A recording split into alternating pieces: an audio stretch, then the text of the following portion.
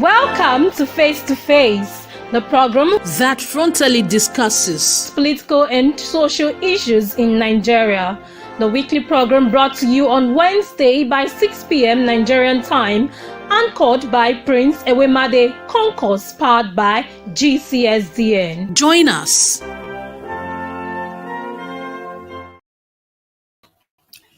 Good evening from my side, good morning, good afternoon, depends on what part of the continent you are joining us on this program. On today's edition of Face to Face. First of all, I also have to apologize that for the past 2 weeks, we've not been able to streamline our weekly program. This is due to some technicalities with our pre-recorded program, because most of the time, if I'm unable to streamline any program, I do a pre-recorded program that automatically airs every other week. But due to the technicalities, like I said, we've not been able to do so. But today we have a very critical topic, or a topic that actually has become very challenging to Nigerians back home, which has to do with the removal of the fuel subsidy. And things have skyrocketed from transportation to food stuff in the market, just name it. So our program topic for today is: what impact does the increase in fuel price have on average Nigerian citizen? That is our topic for today. And also I'm going to be joined in the studio by a friend, a brother, and a regular contributor in this program.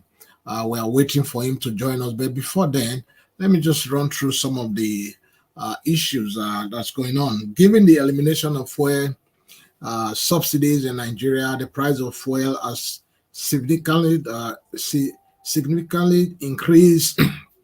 This resulted in a substantial rise in transportation costs, with exchange rate now standing at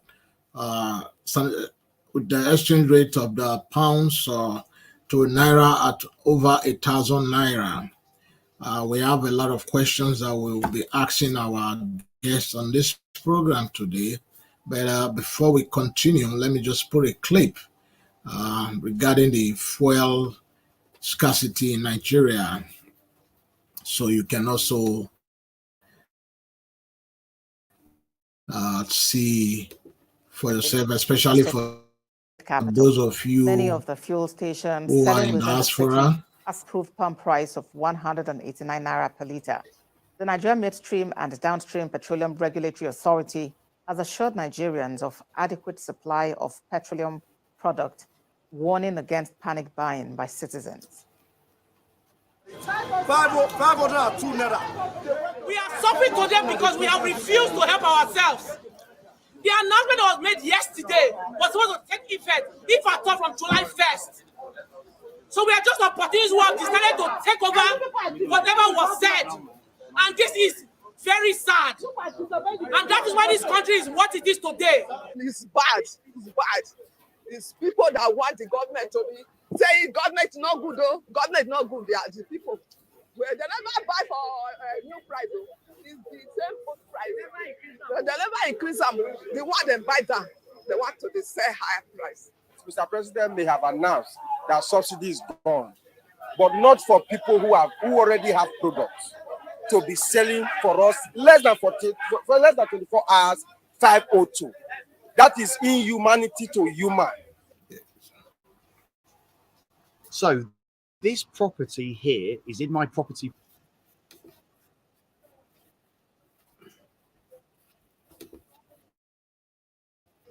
Yes, that's inhumanity to human.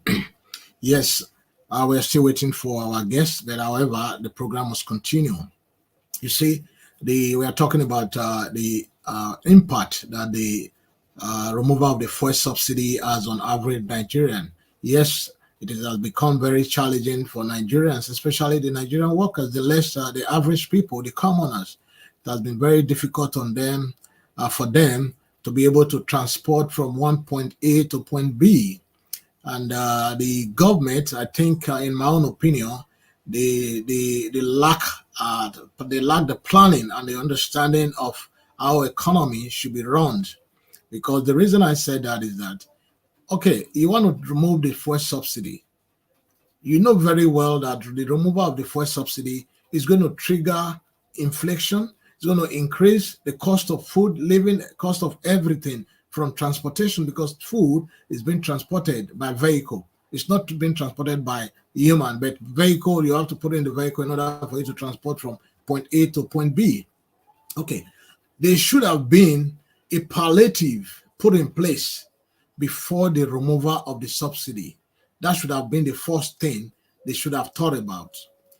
Make sure you said if the three refinery that we have in Nigeria, make sure the three of them are working before you even think about removing the subsidy. Yes, we know the subsidy has been there for decades now. It has become a scam that everybody in Nigeria knows about very well, that it is a scam. There are some certain elements who are just sitting in their office, just doing invoice every year, every month, making money from subsidy. Yes, we know that this subsidy is a scam, but there should have been a measure, the palliative measure put in place before the removal. Because look at the way Nigerians are suffering today because of the removal of the subsidy. From transportation that used to be maybe about 100 to 200 naira went up. Fuel that used to be about 100 and something, 180 something, or 200 naira. I think it was 200 naira during the last administration. Now fuel is being sold for 600 or 700 naira per liter. We own our own oil. We have crude oil. So Nigerians should not be paying the ultimate price for what is going on, for failure and the bad decision made by their leaders. We have the crude oil. We should be able to refine our own crude oil. We have 3 major refineries in Nigeria. That should have been the first thing that the government would think about doing before the removal of the subsidy. They should have fixed the 3 or 2 out of the 3 refinery, make sure they are up and doing, they're up and where everything is working. That will also create employment for the youth before the removal. Okay, now you remove the subsidy. What next? Everything went straight up from 100 naira to 500, from 200 naira to 700. Everything went up. Even the dollars and pounds went up. Everything has negative. The removal of the subsidy now has serious negative effect on the average Nigerians. Sometimes I wonder what kind of leaders that God has blessed Nigeria with, because some of them are very clueless. I don't know if they think through before they make certain decision, because there's no palliative. That should have been the first thing before you jump on the national television and make a decision to remove the subsidy. There should have been palliative put in place. For example, mass transportation for every local government to easing the burden of transportation on people. That should have been one of the palliative the government should have put in place to enable people to transport from point A to point B, especially the civil servant, the workers. So I really don't know the kind of government God has blessed Nigeria with for the past decades. Just looking all the way back, the only person that actually did something good was late Yaradua of blessed memory. There should have been a palliative put in place before even thinking about the removal of subsidy. Now, look at the negative effect. People are seriously, they are suffering. When there's no electricity, people used to buy fuel on their generator so they can have electricity. They can't even afford to buy fuel on their car, not to even talk about generator today, because of one simple stupid mistake made by the leaders of the country: the removal of the fuel subsidy. We somewhere ahead, or somewhere I read that when this present government, before they came in, that they were going to hit the ground running, even though I personally do not recognize this present government, because they are illegal.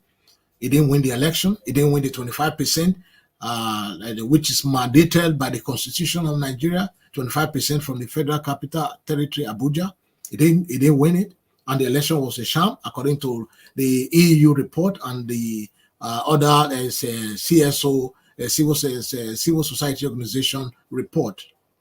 So I am not, I don't recognize the government, but still, they said prior to the swearing in May 29 that they were going to hit the ground running. If that was to be the truth, or that was to be the evidence of what they say to us, there's nothing like hitting the ground running right now. Nothing. You came in, first thing, removal of fuel subsidy without any palliative put in place. As we speak, we heard Dangote is going to bring down the price, and the Dangote refinery is going to bring down the price of fuel in Nigeria, or petroleum product, let me put it that way. But still, Dangote refinery was commissioned before the exit of the past administration. But still, nothing has changed. We also heard that Dangote has been given license secretly or not to export crude oil, to export petroleum product from outside Nigeria. Why? When we have 3 major refineries in Nigeria. A good leader, first thing a good leader would do is to make sure that those 3 refineries, they are up and doing, thereby creating job for the unemployed youth, making the product of petroleum more cheaper. We have crude oil in every nook and cranny of Nigeria. We are blessed with crude oil. We have untapped reserve of natural gas. We have these things in abundance. So I don't see why we are suffering. We are paying the price of what other country who do not produce or who do not have a single oil in their soil. Other countries they are enjoying to the detriment of Nigeria. Yeah, why I was just explaining what's going on in Nigeria. Our guest just joined the studio, Mr. Joe Delebrand Eru. Let me bring him so we can dive into our discussion for today.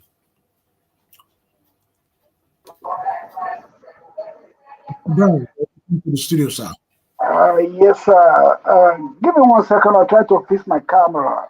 No Give me problem. 1 second, please. Yeah. Okay, I think I also have my brother Mandodo, all the way from one of the leader of the Pan-African movement, all the way from South Africa.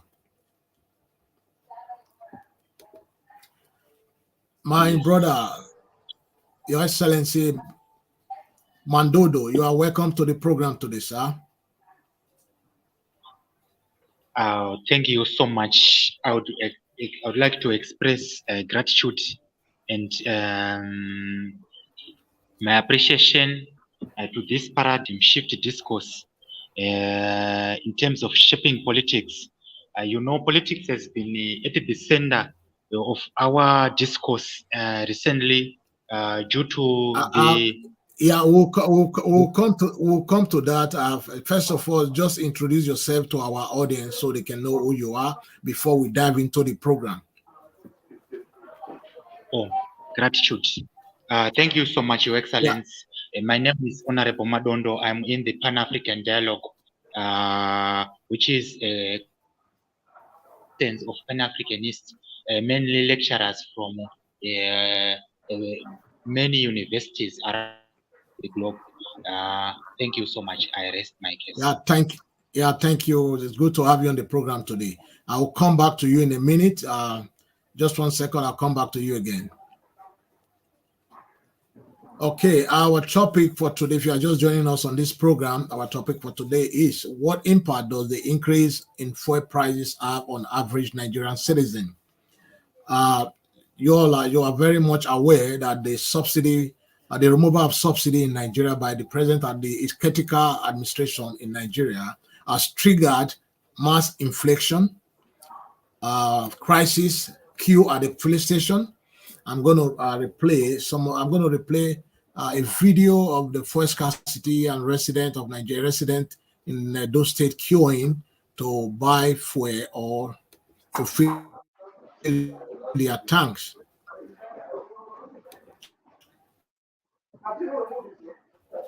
Oh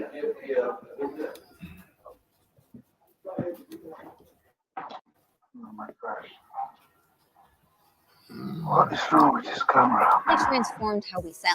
AI is built right in with live coaching, speed dialing. No. Gatekeeper here. He'll be telling us what gate is very soon. Good morning and welcome. I'm Malcolm. Residents of Edo State have condemned the unexpected return of queues at fuel stations in Benin, the state capital. Many of the fuel stations selling within the city are selling at above the approved pump price of 189 naira per litre. The Nigerian Midstream and Downstream Petroleum Regulatory Authority has assured Nigerians of adequate supply of petroleum product, warning against panic buying by citizens. 502 naira. We are suffering today because we have refused to help ourselves. The announcement was made yesterday. Yes, so we are suffering today because we have refused to help ourselves. That's one word I take away from that video clip. Yes, we have president or leader. We have leadership who, under normal circumstances, they shouldn't be ruling a country like Nigeria. We are too blessed with everything, from capital to human resources to mineral resources to everything. When you talk about intellectuals, you find them in Nigeria. Everything that God has blessed this earth with, you find them in Nigeria. One thing that will lack so badly in Nigeria is leadership. Leadership is one of our biggest problems in Nigeria, because look at in the Western clime where I live, I don't think anybody would do that. They would not take out off fuel subsidy without palliative measures being put in place first. That should have been the first thing that any government would do. Make sure there is other options of, to kind of balance the situation. Now, you took up the subsidy. There's nothing. The people are suffering. It's just like this leadership we have in the state or in the country. They don't care about the poor people. They don't care about the average Nigerians, because they can afford to get fuel from whatever means, but they don't care about the average Nigerians. My brother Joe Brown, are you ready? Are you ready? I don't know if I can. Can you hear me? I can hear you. You can go ahead. You don't have to worry about your video if the video is not working. So that's what I'm trying to do right now. I'm so sorry about that. You know how it is sometimes, this technology. That's fine. Yeah. So please, could you introduce yourself to our audience, especially for those who are just joining? Yeah, what's going on?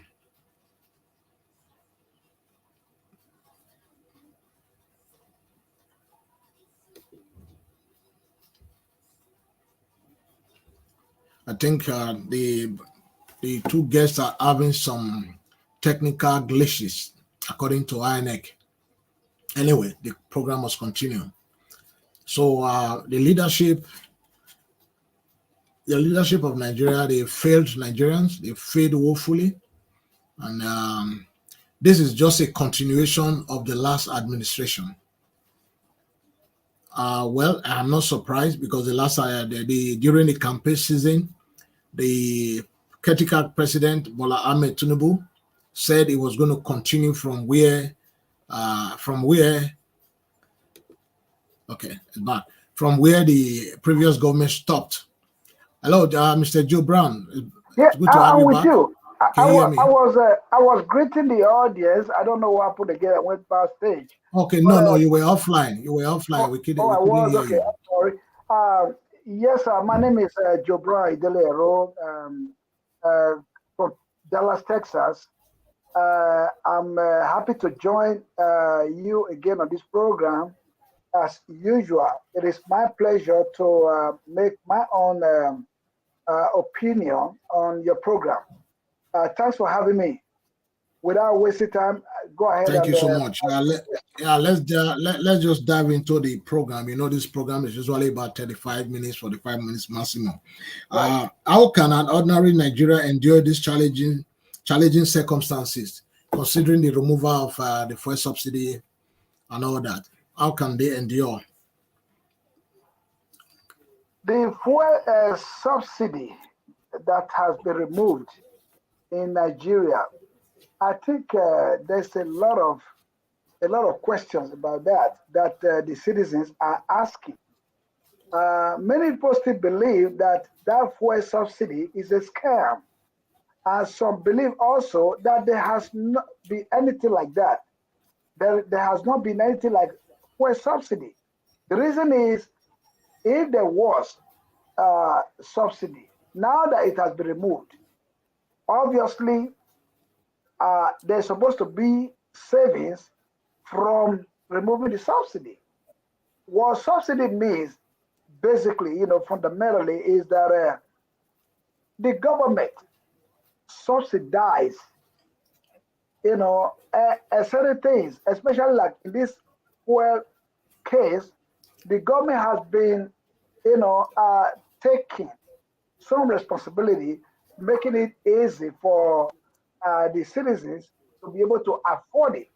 That is what basically the fuel subsidy is all about. But now that they removed it, it will obviously jump the price of PMS. It will jump the price. But at the same time, the citizen are asking questions. That money that has been removed now, there's going to be some savings out of it. Is it going to be geared towards fixing our dilapidated, what do you call it, refinery in Nigeria? Okay, or is it going to be, taking towards some other area of the economy that will benefit the people? Because basically, I can tell you, if there was subsidy, it goes to some individuals. That's what has been going on. Some individuals have been benefiting from it. Okay, so and those individuals, I can tell you, are the elite politicians. So that's what happened.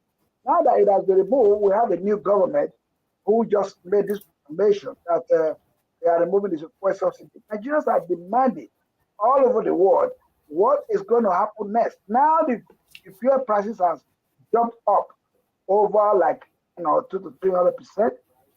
Okay, I mean, from what was going on a few months back, and now the citizens is biting hard on them. People are suffering. They are going a lot. They've been going through a lot before it was removed. Now that it has been removed, they are talking about palliative and all that stuff. So, which has not been actually defined for the people to understand.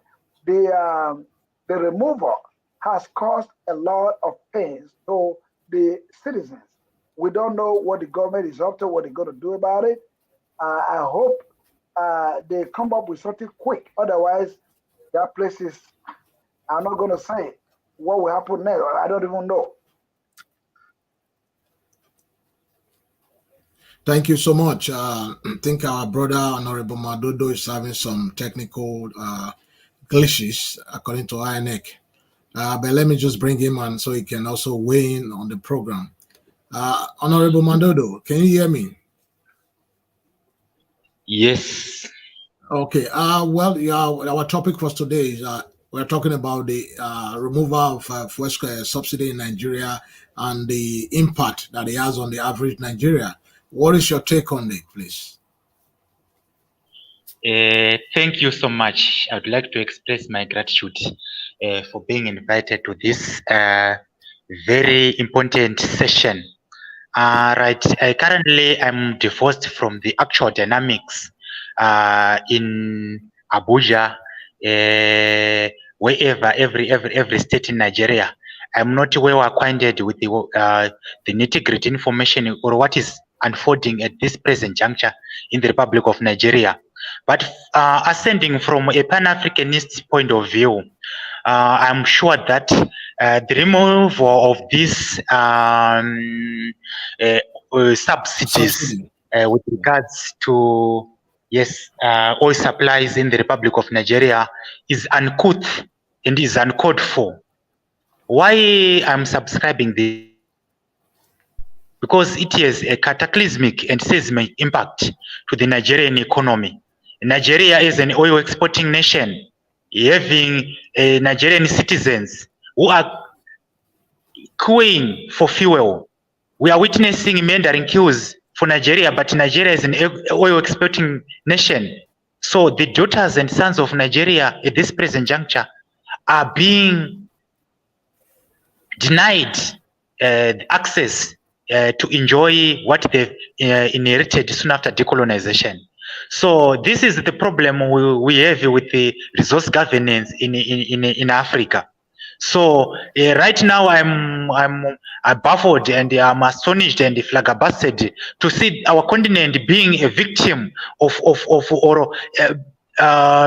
misgovernance. We are having civil wars in Africa. We are having coups and counter coups in Africa. That is not, we have been dreaming about Africa soon after decolonization. You know, we're just dreaming Africa. Soon after decolonization, we had palpable hopes. We had hopes, tangible hopes about Africa flowing with milk and honey.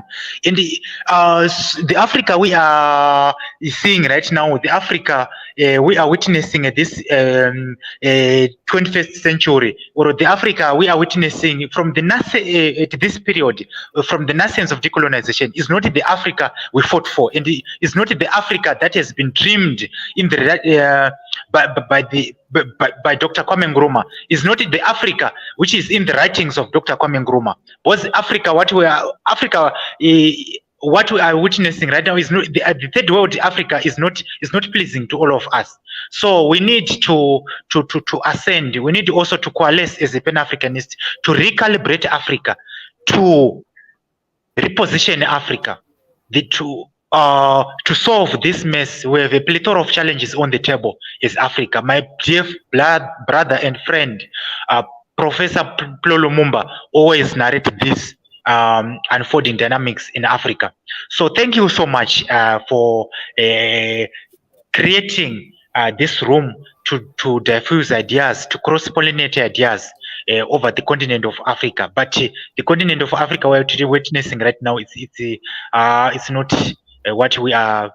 We are crying every day, Your Excellence. We are crying now. Thank you so much. Thank you so much, my brother. I think what I'm going to do. Next week, I'm going to fix a particular program for you, and if possible, our brother PLO Lumumba to be our guest, so we can really talk about the issue of Africa in general, not only Nigeria. Now we need to take it further to the issue of Africa and bring in the Pan-African list to have a robust discussion. I would leave that for today, for now, but next week we'll talk about that. But now let me go back to the issue of the fuel subsidy here in Nigeria. Because it's really very sad that in spite the blessing upon that nation, Nigeria, with all the God-given resources, we are still begging the Western people to come to our aid. This shouldn't be the case. The reason is that we have failed leaders. We have leaders who don't think through before they make certain decisions, who just grab the microphone and make some ill-gotten decision that will not affect the life of average citizens in the country. Look at the state where we are today. A nation that have so many untapped oil, wells of oil across the nook and cranny in south, especially the southern part of Nigeria.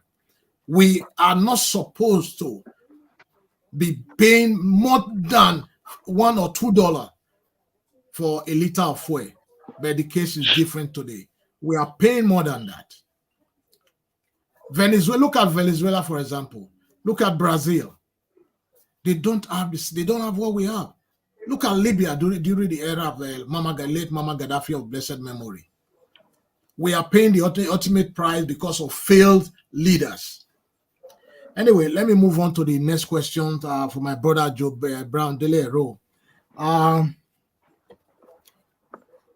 What steps should the Nigerian government take during this critical period to elevate the hardship faced by the general population?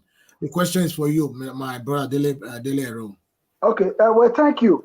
Okay, now I know that the president, Bola Ahmed Tinubu, has announced that there's going to be palliative, which has not started. They have not started the implementation of that palliative. But the modalities has been criticized because they said it's going to be like 8,000 per citizen, and we do not know how they're going to be able to distribute that fund to everybody. So based on that, I think he has retrieved that and said he's going to. They're working on it to come up with a different method to alleviate the suffering of our people, Nigeria. Now, this palliative that he just talked about, we hope that it will be implemented, because if they decide to go giving out tokens to citizens, that will not help at all. My own suggestion would have been, first of all, to increase the wages of the average common man, and then cut down, I repeat that, cut down on government, those, especially those who started from the top. They should cut down on the wages of the president, the vice president, the National Assembly, all the way down. Those who are occupying, positions of power. They've got to cut down on the expenses. The governors is taking so much. The money that goes, the budget that go into the individuals that are occupying the positions of power is too much. So they got to first start with all that. That's number one. Then number two, as I said, it is common sense. We say now that you have increased the fuel prices, which is affecting everybody, both those who drive and those who are not driving, because those who are not driving have to use transportation, back and forth to, on their daily businesses, whether they're going to work, government work, or they go to their own private businesses and, anything. So they commute back and forth, and it is biting hard on everybody. So now the thing is, since that has gone up, then they should also go ahead and consider increasing the wages of the common man, the average person, and then also cut down on the huge expenses that they are putting into governance. So that's the only way they can balance it. If they don't do that, then they haven't done anything at all. That means we look like a place where there's no government, just like a jungle justice, because you're not going to be taking care of certain part of of the people while you are leaving the other ones to suffer. So that's what that means. In order to make this work, you have to balance the equation.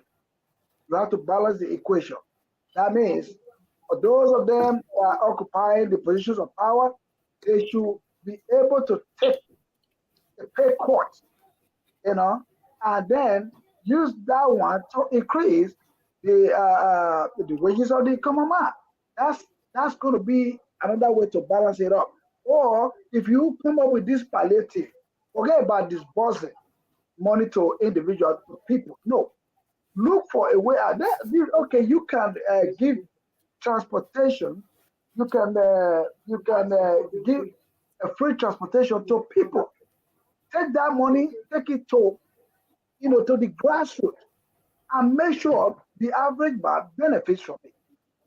buy vehicles, buy vehicles that will, be in strategic areas, taking people to, wherever they're going. That's another way out.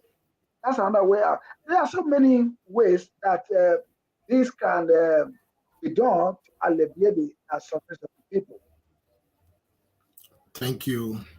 Thank you so much. Talking about the 500 billion loan and all that, and the money given to the and the national assemblies, Senate, and the 80,000 naira that's going to be given to 12 million people.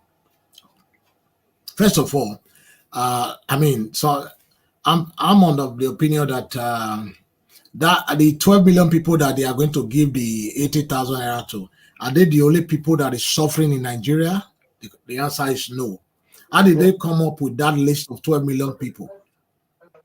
Why borrowing money? Why borrowing money to share? Why not borrow to invest in our three refinery to make it workable?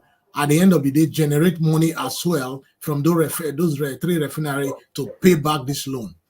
You are borrowing money. You are giving people 80,000 naira. How you came up with the list of the 12 million people you're going to give 80,000 naira? Only God knows. Secondly, you're giving money to the National Assembly to renovate. You borrow money to give to the National Assembly to do renovation, which means every year they have to renovate the National Assembly from the loan they borrow. So to me, it doesn't make any sense. That's why, for me, in my own opinion, this government is already a failure. The first step they've already taken back upon in Nigeria today is a complete disaster.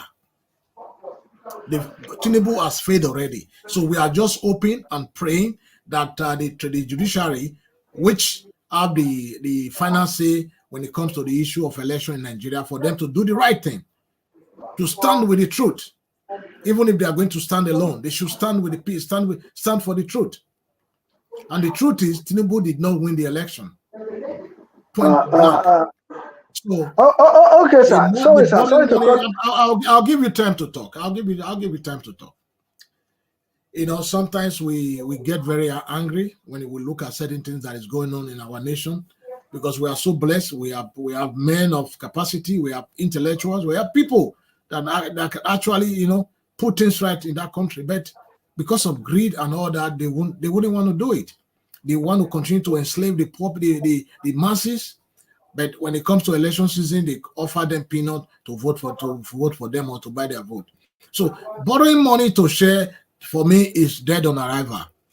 Then secondly, without putting palliative in place before taking up the removal, that was also dead on arrival.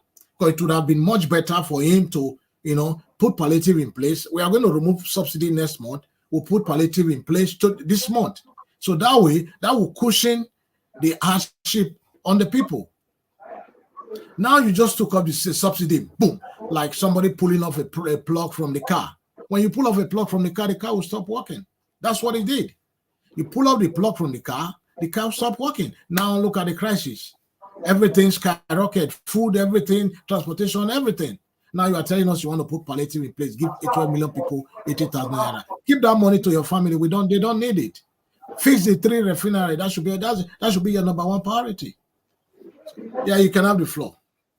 Thank you. What I was trying to say, I understand your point of view, because it is actually painful. For those of us who are in the diaspora, we are looking at the whole thing in Nigeria, the way it's playing out. It is just so ridiculous. The government is supposed to be responsible for the security of the citizens. And in this case, they are just not proactive. You already know that you're going to remove the subsidy. You're supposed to have, a plan in place. How you will take care of the vacuum, the suffering that is going to come out of it because of, as a result of the removal of the subsidy. You know how it's going to bite on the citizens, especially those who are the average citizens in Nigeria. Now, you are going to remove the subsidy. You do not have anything in place. to be able to take care of the citizens. That is one point. Like you said, I'm not going to use the word that is a failure on their part, but the citizens have that to judge. Now, before you take out the subsidy, again, you're supposed to be proactive and have a plan that will be able to take care of everybody. So the 80,000, like you talk about, that they proposed to give out to about 12 million Nigerians. Nigerians, well, I think the population has been estimated to be like about 200 million people or something, And you want to give we're about 220. Okay, about 220 million people. You are giving 8,000 to 12 million people. And then what about the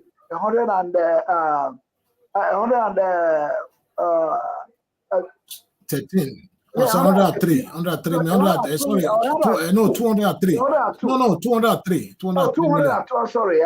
Sorry about that. I've had to work back over my head. 203, yeah. So now if you're going to give 8,000 to 12 million people out of 220 million population in Nigeria. So what that means is you don't even know what you're doing. 220 minus 12, So, and then what happened to the rest? 202 or something. So what happened to them at the end of the day? So are they no longer Nigerians? That is one part they did not take care of. Now, a lot of people have criticized them that the 8,000 naira should be thrown out of the window right away because it's not going to work. Now the president is saying that, okay, well, he's going to change his mind on that. What is the next step? What are you going to do? These are things that they're supposed to have done before even announcing the removal of the subsidy. You didn't take God bless you. God bless you. Let me stop you right there so you can, whatever you have to say, you can add it to your closing remark. We've already run out of time. This program is usually 35 minutes, maximum 45 minutes. So we have less than 2 minutes to close the program. So our audience all over the world, we thank you for being part of this program today. And we would like to have your closing remark, my brother Joe Brown Delero. I think our other brother, Honorable Mandodo from South Africa, is having some technical glitch on his end. So we hope to bring him back next week, Wednesday, same time, same place, so we can discuss issues affecting Africa in general. Let me have your closing remark. I will be glad to be back on this topic or a relative topic next week, by the grace of God. But right now, I'd like to thank every Nigerian for being patient. We are patient people. We are peace-loving people in Nigeria. That is the reason why you see that people have not taken to the street yet. But within this short period that they have removed the subsidy, I can tell you the suffering that the people are going through. So I'm just advising people to keep calm, keep going about your businesses. And the government has no much time to decide on what to do. Otherwise, there's going to be, an outrage. I'm telling you. So the best thing for the president to do is this: an advice to him that he should quickly put something in place that will help alleviate the suffering of the people. And again, I want to thank the Nigerians for being patient so far, so good. And I thank you, my brother, Prince Eromade Kokons, for this program. We appreciate you. Your voice is being heard everywhere in the world. I want to thank God for your life and to ask that God continue to bless you and give you good health so that you can continue using this medium to reach out to those who have been making things difficult for our people in Nigeria. Thank you so much for having me. Thank you so much. It's always a pleasure having you on my program. My fellow Nigerians, I'm going to deviate a little bit from my usual way of closing style remark. And I'm going to step down a little bit to the average man on the street. So my people, una do well. Una thank you so much for taking time to join today's program. My closing remark for today be say, Oga Tinubu, Oga Tinubu, Oga Tinubu, Oga Tinubu, Oga Tinubu, Oga Tinubu, Oga Tinubu. How many times I call you? 7 times. Now I call you. If you know what's good for you, may you begin do the right thing. Because God will soon turn it back against you as a person. You come into power, you say you get plan. You still, not be say you come into power, you maneuver your way, enter government, sit down for Aso Rock, because you say Emilio Con, now your turn to become president. You sit down there. God leave on for you temporarily, to do the right thing for your people. As you enter now, Nigeria, they go through what they call untold hardship that they go through since you enter, since May 29. Before you enter, the what they go through was unbearable. But as you go enter, what they go through now come times 10. So you don't already make all the mistake. Because first, before you even remove a subsidy, you're supposed to put palliative in place. You don't make the mistake already. So now you need to right your wrong for the next few months where you get for office. Because God will turn it back against you and you're not going to believe him. So my people, until next week, same time, same place, remain blessed. Thank you, my brother Joe Delero, for participating once again.